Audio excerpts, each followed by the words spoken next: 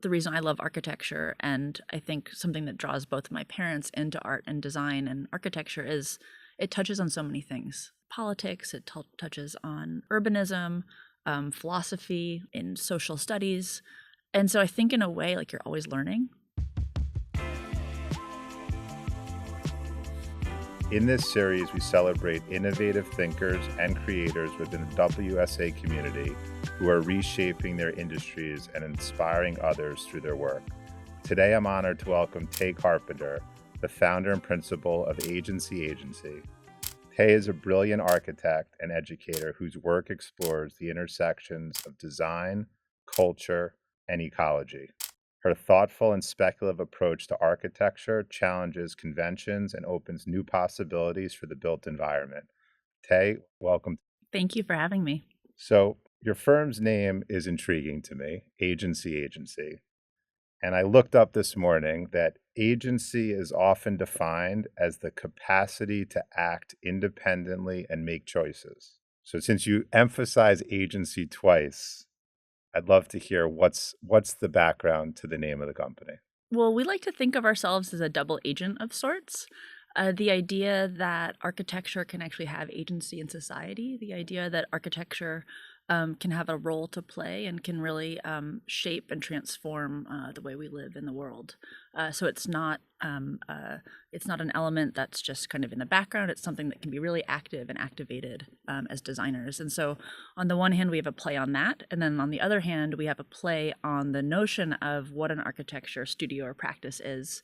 So the idea that it might be an agency. So we do a range of work from designing environments, designing furniture, exhibitions, buildings, public space installations.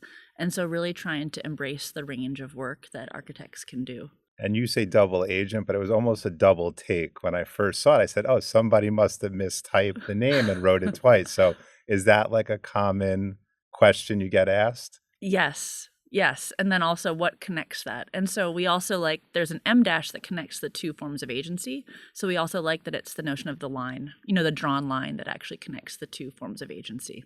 And when you were coming up with your own firm, which dates back over 10 years now? 10 years this year. Yeah. Congrats. 2024 was our 10-year anniversary.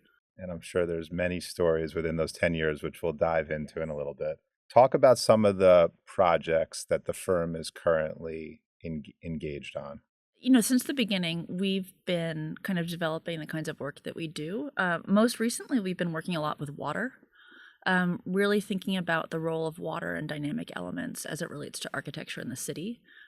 So we recently finished a project in Toronto that is it's a public space installation. It's over 20,000 square feet. And it takes the water from the highway above it, and then it takes the runoff and creates experimental gardens underneath the highway. So we've designed these planters using stormwater to then create these gardens using native plantings. And so the space is actually a stage, it's an experimental garden, it's a theater, it's also a living laboratory. And so that was a project that I think begins to demonstrate the idea of agency, right? The idea that design can actually really have a role in how we inhabit the city. And to also think about leftover spaces, leftover spaces in cities. The High Line is, of course, I don't know if, of course, you all remember the High Line way back when it was actually an abandoned, railroad track. But the idea that there's kind of alternative spaces that can be occupied for the public, and how to really begin to use those and transform them and take them back for public use. But a project like that, right? Does that typically come to you? Do you see it out there and say that's a project I want to get involved with? It was an invited competition. The Bentway in Toronto, which is a public space nonprofit, reached out to a number of firms internationally and asked, "We have this site. What should we do with it?" And so we all had to come up with an idea, in like 3 weeks or something, and then put together an idea and pitch it, and whichever project they thought would work won. So we won, which is great. So some of the work comes in that way, like through competitions and invitations, and then we can kind of like put together stuff. But I also like the idea of being entrepreneurial, about thinking about projects that maybe no one's asking for. and pitching them and proposing them. And when you in an RFP example where you're bidding against, I'd imagine, other creative firms from all over the world, Yes. Yep. is it the norm for them to also keep a watchful eye if they also wanted that project? Do you ever hear from those other architects that may have been bidding on the project? I don't know. No, I don't No? know. I don't know if who else was. Or is it very Yeah. competitive in the sense that someone who wins that, it's like good for them or her, but we're moving on and we're not really like kind of watching what's going on there. But now that this thing's in motion, do you feel like other architects appreciate the creativity that you put forward? Yeah, I think with architecture, like people are learning from each other. I think it's this sort of ongoing conversation about, oh, that's cool. Like I wouldn't have thought about putting that there. Maybe someone else thought it should be more built, for example, or more permanent. And just in terms of like your own creative inspiration, I know that you come from a family where your mother was an architect and Yes. you had you were fortunate enough to be able to work with her and continue to collaborate. Yes. And your father was an artist. Yes, yes. And both still very active as artists and architects. And my mother is an architect, and we just recently collaborated on our first collaboration is here at WSA for the Cha-Cha Tea Festival, which I don't know if can I Yeah, share a little please bit about jump. it? Yeah, jump in on that. So I hope everyone can come. It's every weekend in February, and it's a tea festival celebrating Asian tea culture that was masterminded by Karen Wong and Water Street Projects and also Ming Chen. And there's 5 different tea pavilions. It's all on floor 5. There's 5 different tea pavilions related to different Asian tea cultures. So my mother and I are doing the Hojicha Tea Pavilion. There's also one about oolong, chai, lotus, and pu'er. And each of the installations around tea are commissioned design projects. So Arisha Khalid from London, Chen and Kai from New York City, and a number of really amazing artists are part of it. And there's also 20 food vendors. So you can kind of go and stay all day and just snack and eat and enjoy tea culture, which has been super fun. And who, between the two of you, who led that project? That was a true 50-50 partnership, or your mother had a vision and you followed her lead? It's so interesting. It's so interesting because I actually think, I'm curious what she would say. I think it was actually a really good, true collaboration. Because our pavilion, our installation takes what's called a nodate, which is an outdoor tea picnic ceremony, which is a traditional cultural it's a traditional cultural tradition in Japan where you can actually do tea ceremonies outside, almost like picnics. And so part of that tradition is using these red umbrellas, traditional umbrellas that are made out of wood and paper and bamboo. We actually brought 3 of the umbrellas. One of them is 15 feet in diameter, so it's huge. We brought them in here and they are deployed. So we've basically created a set of 3 small picnic areas in the space.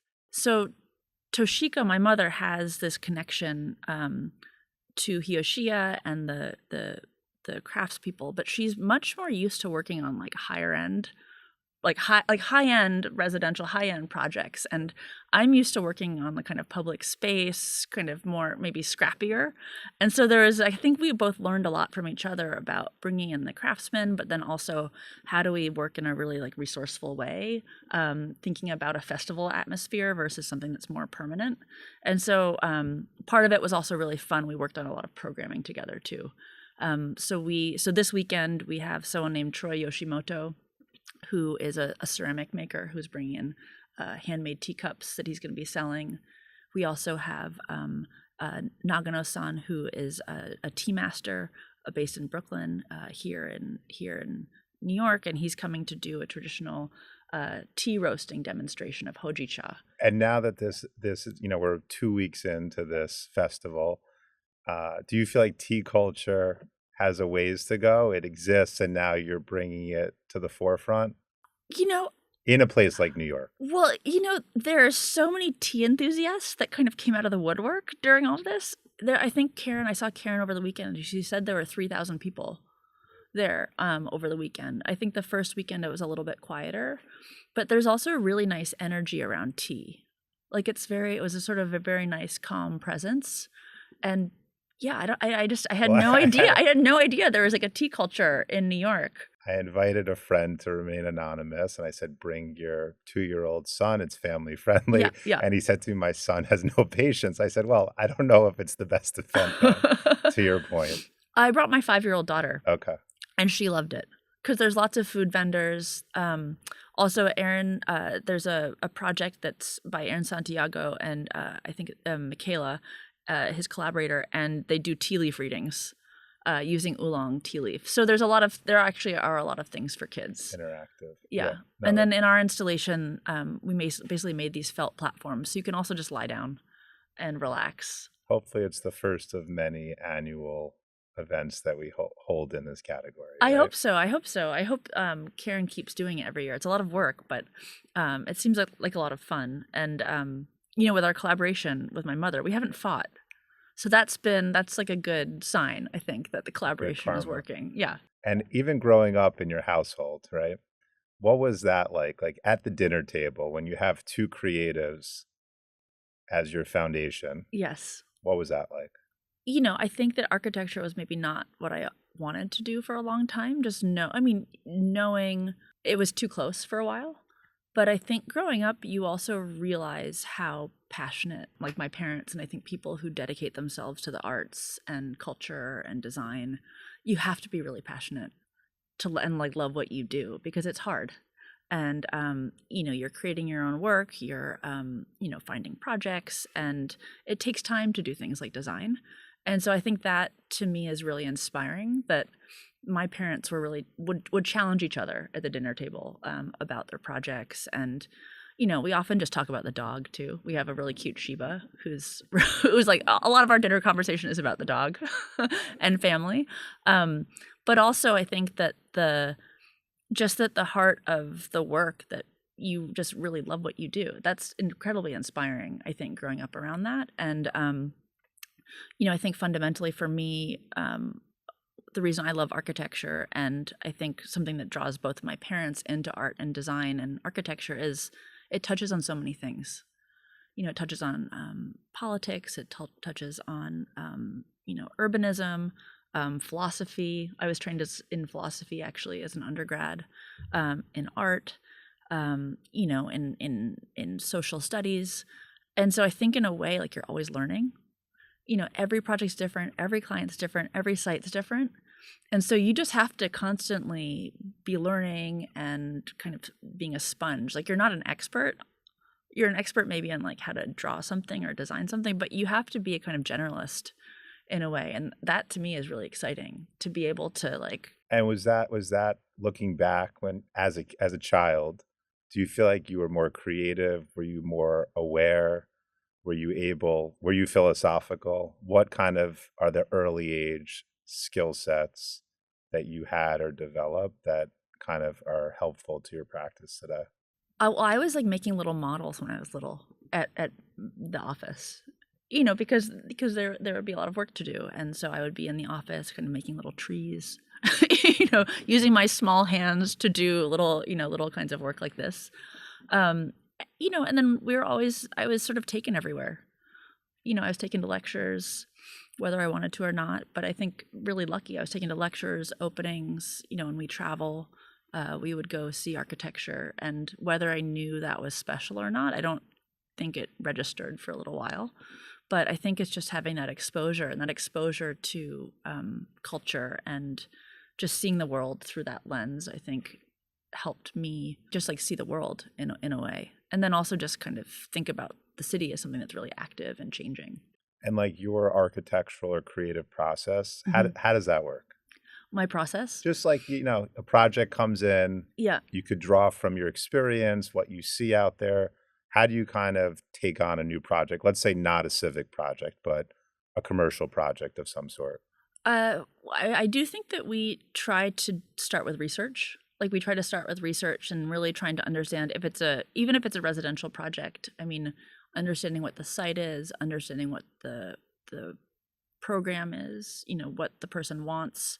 and even like what the material ideas might be. So we really just try to start with research, like a small research stage, even before we jump into design, to really kind of like ground ourselves in terms of context and needs. I think every project, whether it's commercial or civic, has this kind of opportunity for, to make something special. And I think that's something that I think about more and more, just with, so much development in the city, and so much kind of cookie cutter, so much cookie cutter building and design that's Do you being built ultimately cheaply. develop, is it better for an architect to develop a style and be known for something? Or is your approach more a generalist that adapts design or approach to the project itself or the client? I'd say it's more like that. The latter. Yeah, I would say it's more like that, because I think style changes. I think that there's these like Starchitects, the Starchitect moment. If you think about the kind of imprint of the Starchitect, it does feel like a moment now.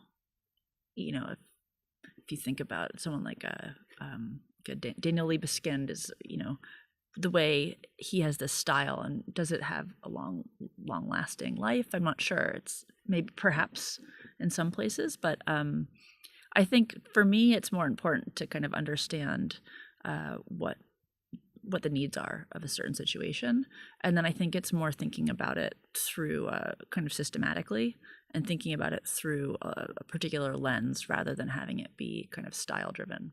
And your firm is obviously growing through the years, right? Mm-hmm. I met some of your team. Mm-hmm, mm-hmm. When you build an architectural firm and you're adding people to the fold, at least on the creative and architecture design side, not the administrative side of the business, do you look for others that have similar viewpoints?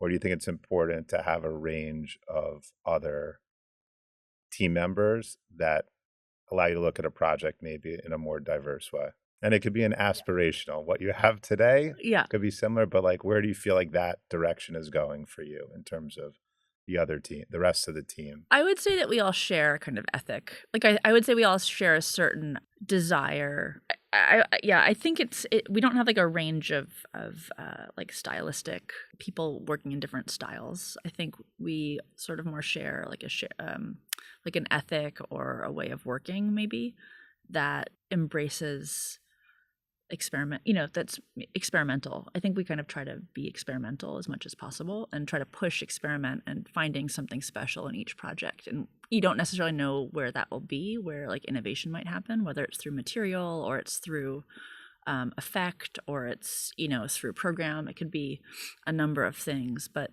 I think like a willingness to experiment and a willingness to take a risk on how to develop a design is something that we all share. And I think also just this idea of like resources, thinking about the materials we use and the kind of process of how we're developing projects, and really thinking about like where things are coming from. That's something that's really developed throughout my work. In some ways, I'm sure architects have to be perfectionists. That has to Yes, be. unfortunately. Yeah. So when do you finally get to a point where you say that's enough? Or it's like never. Okay. It's that's what's the beauty of the deadline. The beauty of the deadline is that at some point you just have to say, okay, stop now. But all these projects, you could kind of keep working on them. And some projects kind of find themselves later. You keep kind of working on ideas. Do you have like just a library of like concepts and ideas that you or the firm have come up with that are just sitting? Oh, yeah. Okay. Oh, yeah. I mean, we have a bunch of things that that we've thought about through, and using projects and research as a way of kind of testing ideas. But yeah, sometimes we have to say, okay, not for this one. But there's something in the back pocket. Are those sitting there so that one moment when a client mentions something that you could be like, I actually may have something that's the perfect fit? Yes. Okay. Yeah. See, that's something I think technology could be interesting visually. Yes. To pair all these great ideas that are sitting behind the scenes for architects with real estate people looking. With like ideas. Yeah, completely. Because now there's also so many, there's so much power with renderings and also model making in a way that you can make images and even models. Research, right? Yeah, I'm sure research. Technology for you guys enables you to do more research at scale, Yes. mixing Yeah. whatever the manual process with Absolutely. the digital. Yeah. And looking at like the architectural industry over the last, I don't want to age us, but let's say over the last 2 decades. Yeah. Yeah. What are some of like the biggest changes you've seen in the industry or that you've had to deal with as an architect and now running your own firm?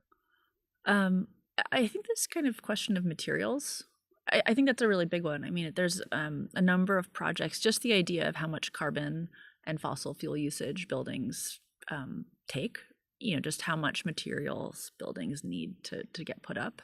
And so I think this awareness of being more conscious about the process of building and that each material kind of has a contribution and how to really think about what you're assembling in a building. So the idea of mass timber has been something that people have talked a lot about, that buildings could actually be carbon sinks, for example.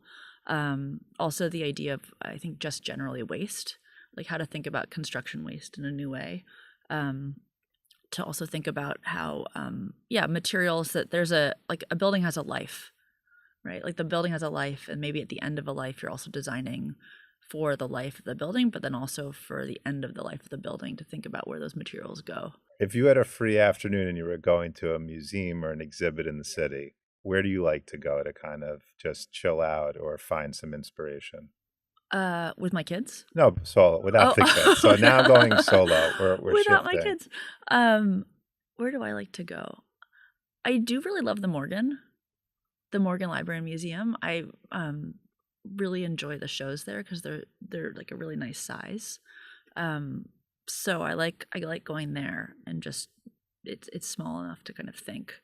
And then I also like PS1 a lot because the courtyard. And then I think just the exhibitions and the idea that you can see multiple exhibitions at once at PS1. Talking just business for a second, you're running your own company.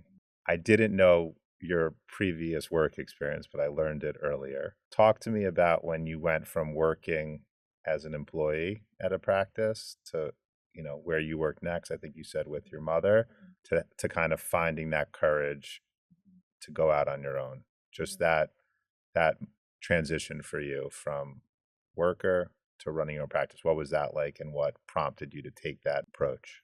It was all by accident in a way. I was living in Houston and a project came my way. I thought a friend of mine worked for Big Brothers Big Sisters, and they were looking to do a new office building there. And I thought we were helping them just to make some images. And then, 3 or 4 months later, they called and they're like, okay, like we need drawings. And so I actually had no idea that the project would turn into a building, and then it did very quickly.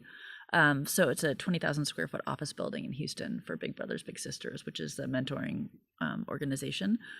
And so I just sort of had to figure it all out really quickly. There wasn't a period of time where I thought, oh, I'm going to start my business and I'm going to be really intentional about figuring out the structure. It just kind of had to happen really fast to start getting drawings going.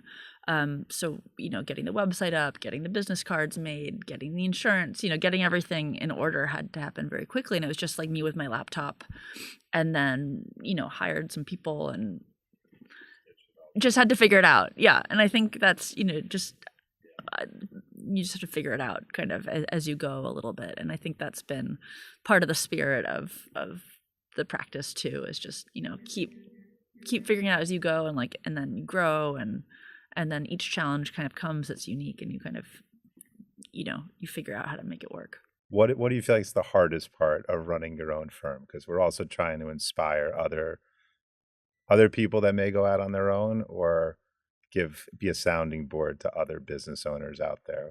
I think it's just it's like the predictability, or the unpredictability in design is sometimes a project. You don't really know where projects come from. Someone will call, someone will shoot you an email, and then suddenly it's a project, and you don't really know how that came to be. So I think that idea that you don't have the stability of like a 9 to 5, like every week what's happening, that that's going to be predictable. So that I think that unpredictability is challenging, and I think also with the climate of projects kind of stopping and starting, that's also kind of challenging, is that not knowing if hoping that a project will see itself through, but then sometimes they don't, sometimes they do. So Have you become better at reading the developer or the client to know if it is likely going to happen in the way you ask questions? Or yes, I think I've gotten more savvy in figuring out how to spend the time on those things. I really want to spend time on a project and work with with people that I really feel connected with and really feel like we're on the same page. And so I think that's also changed a lot. And that's like a privilege of running one's own business, is that you can choose as much as possible. You can choose. So yeah, I think that unpredictability is something that's challenging, but it's also like, you just have to be like radically optimistic. You're like, it's going to happen. Like, things will come. And, and I think that's part of it, is that you're going to figure out, and you're going to be optimistic, and then you're grateful for what you have too. Somebody used the expression, not you win or lose, you win or learn. You win or learn. Yes. So when you lose a project, right, and someone says no to you, it could take it personal, and it could feel, make you not feel so great. Yeah. But you're at least learning for the next one what you could do better or different. Or exactly. And I like to think that it's meant to be. If it doesn't work out, maybe it's you're better in the end for that. You can actually open yourself up to something else, or you have your eyes open to look for another kind of project that you're setting up for yourself. I know that academia is also a big part of what you do, right? Mm-hmm. You're your title, associate professor or critic? Visiting critic. Visiting critic at Princeton. At Princeton. In the School of Architecture. In the School of Architecture. What does that entail? And kind of what are the reasons behind wanting to either give back or put yourself into that type of environment, in addition to running a business? I think it is part of it feels like it's giving back. That part of it is being able to like exercise one's knowledge and also, contribute to a next generation. I think it's also exciting to be with another generation. I'm working with students right now they're undergrads there, and they're so smart, and it's just fascinating what's on their minds. So I love, actually, like, I learn a lot as much as try to teach them. So in a sense, it keeps me sort of feeling connected to a next generation of architects and thinkers. And then at the same time, it also keeps me connected to a discourse around architecture as a discipline. And so I also have colleagues at the School of Architecture where there's like a lecture series.